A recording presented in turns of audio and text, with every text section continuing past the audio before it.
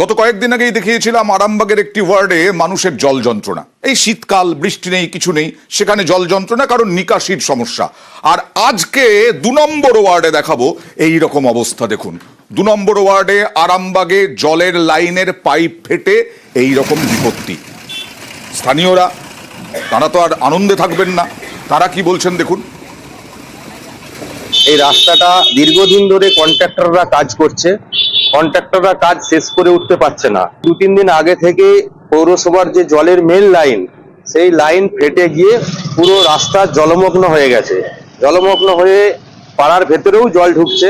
গ্রামগঞ্জ থেকে আসা লোকজন বাইক নিয়ে যাতায়াত করতে প্রচুর অসুবিধাও হচ্ছে।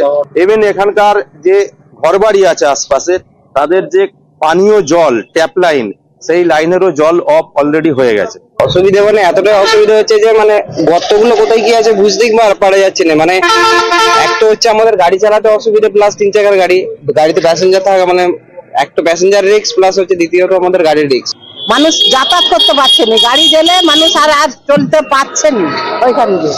তাহলে ওই লিকটা সারতে হবে, রাস্তাটা যাতে মানুষ ভালোভাবে সুস্থভাবে যায়। রাস্তা দীর্ঘদিন হয়েই চলেছে। কথা বলবো প্রতিনিধি শুভদীপের সঙ্গে। প্রচুর ক্ষোভ মানুষের, প্রচুর যন্ত্রণা। এই কন্ট্রাক্টর কেন কাজ করতে পারছেন না? তার বিরুদ্ধে কোনো ব্যবস্থা নেওয়া হচ্ছে না কেন? দেখো, আমরা আরামবাগের যে রাস্তার ছবি আমরা দেখছি, এই রাস্তা কিন্তু অত্যন্ত গুরুত্বপূর্ণ রাস্তা। কারণ এই রাস্তায় সারাদিনে প্রায় কয়েকশো যানবাহন যাতায়াত করে। আরামবাগ থেকে বন্দর কিন্তু মূল রাস্তা এটাই। মানুষের যেটা অভিযোগ, দীর্ঘ 2 বছর ধরে এই রাস্তা সম্প্রসারণের কাজ চলছে এবং পাশে যে নদী রয়েছে দ্বারকেশ্বর নদী, সেই দ্বারকেশ্বর নদীর বাঁধও কিছু কিছু অংশে রাস্তা সম্প্রসারণের জন্য কাটা হয়েছে। সাধারণ মানুষ আশঙ্কা করছেন বর্ষার সময় বিপদ হতে পারে। কিন্তু এ বিষয়ে পৌরসভাকে জানানো হয়েছে এবং পৌরসভাও যেটা জানাচ্ছে পিডব্লিউডির ওপরেই কিন্তু দায় সারছে। যদিও এই রাস্তাটি কিন্তু যে অংশে জলের পাইপলাইন ফেটেছে সেটি পৌরসভার মধ্যেই পড়ে। বিভিন্ন অংশে জল যন্ত্রণা শুরু হয়েছে এই মুহূর্তে। তবে পুরসভা কি বলছে? দেখো, পুরসভা এই আজকে সকাল থেকে যেহেতু আজকে সকাল থেকে তোমার কাজ শুরু করেছে পুরসভা, এবং যে 2 নম্বর ওয়ার্ড যে ছবি দেখা যাচ্ছে, সেই 2 নম্বর ওয়ার্ডটি কিন্তু পুরসভার আরামবাগ পুরসভার যে চেয়ারম্যান, সেই চেয়ারম্যানের নিজের ওয়ার্ড।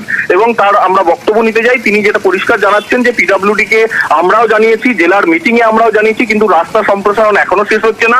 এর ফলে আমাদের ক্ষতি হচ্ছে। পুরসভা কিন্তু পুরোপুরি দায় ঠেলছে পিডব্লিউডির ওপরেই। তারা তাদের কাজের জন্য এই অবস্থা বলে পুরসভার চেয়ারম্যান পরিষ্কার জানান। মানুষের যন্ত্রণা তো আরো বাড়ছে, কেউ তো একটা ব্যবস্থা নিক, কেউ তো একটা পদক্ষেপ করুক।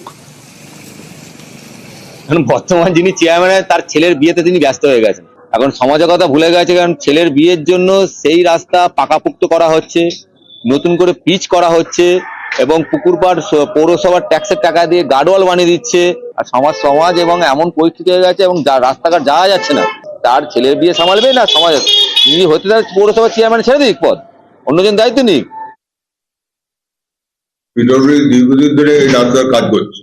তারা আমাদের সঙ্গে কোনো আলোচনা না করেই জেসিবি লাগিয়ে দিল। জেসিবি কোথায় জলের লাইনটা আছে তার যদি আমাদের লোক দেখিয়ে দিত, ওরা সেইভাবে কাটতে পারতো, কিন্তু কোনো আলোচনাই করলো না। এতে তো মানুষের ক্ষোভ বাড়ছে। আর রাস্তায় এটা ডেভেলপমেন্ট মিটিং এ আমি এসডিওর কাছে ওদের বলেছিলাম যে কতদিন ধরে এটা করবেন। জল সরবরাহ তো বন্ধ হবেই, তবে আমরা চেষ্টা করছি খুব তাড়াতাড়ি জলটা দিয়ে দেওয়া।